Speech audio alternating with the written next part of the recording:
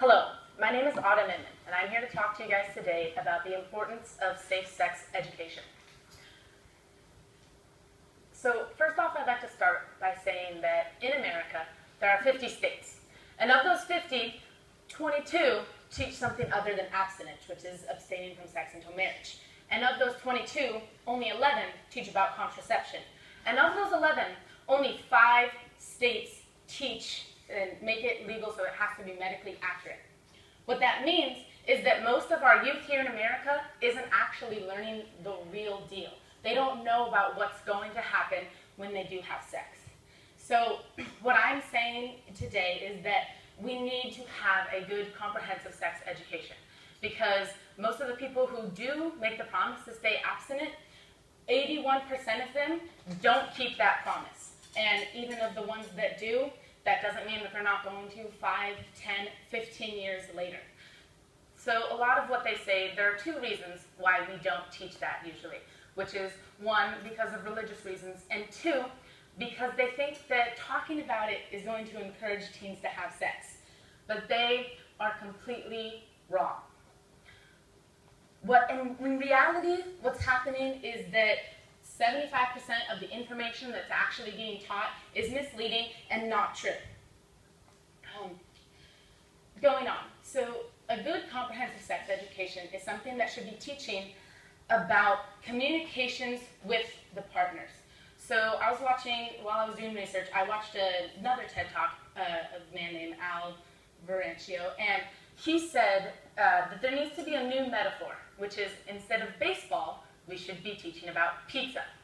One thing I like that he really said was, even if you have been having pizza with someone for a really long time, you should always ask beforehand, do we want the usual or do we want something different? Because that is one of the main things that's not being taught, is communication between people. And that's what needs to be done. So going on, in the 90s, there was a really big outbreak of HIV around. And so they started teaching about it, and there was more comprehensive sex education. But after 2001, after the government had decided that this problem had gone down, they decided to take away all of the programs that they had. And what that meant was that all of the teen pregnancy rates that had been going down, they started going up again.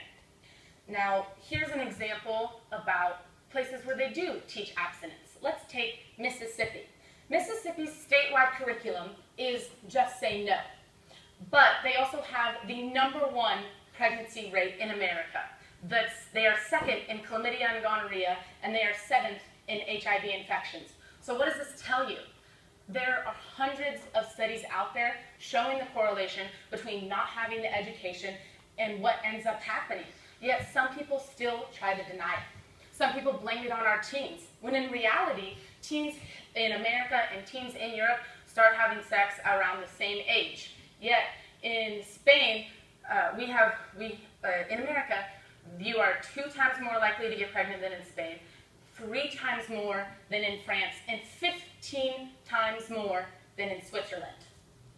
So what this is showing is that it's not our teens. It's not because of anything bad that our youth is doing. The government is setting us up to fail by not teaching us. That is the most important thing, is that we need to be taught. Now, while doing research, I had a meeting with a woman by the name of Alex Kellner, and she works at Alliance Medical Center. And what she said was, for 2.5 years, she was leading a support group for teen moms. And what they said to her, about over 80% of them said that the reason that they were pregnant was because they didn't think it was that easy. No one had taught them about what was happening. And another thing is that boys don't understand what they can, or even that they can do anything for pregnancy prevention. Now, I have a close relative of mine. Throughout her high schooling, she was taught to just say no. And she didn't agree with that. But that didn't mean she was going to go out and have sex all the time, because that's not what it means. It just meant that that wasn't the path for her. But then, she was never taught. So those students that decide to deviate from the path of just saying no, and they go on to do something else, they're never taught. So when she went to college and she met someone, guess what happened? She got pregnant.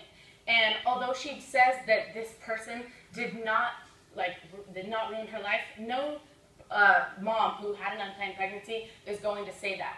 But it does put a damper on their life, and it does make it harder to continue with what they were trying to do.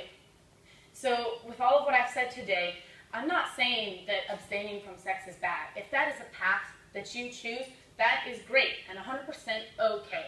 What I'm saying is that there needs to be an education for it, because regardless of if you're going to do it now or later down the road, it's going to happen at some point, and you need to know. Thank you very much.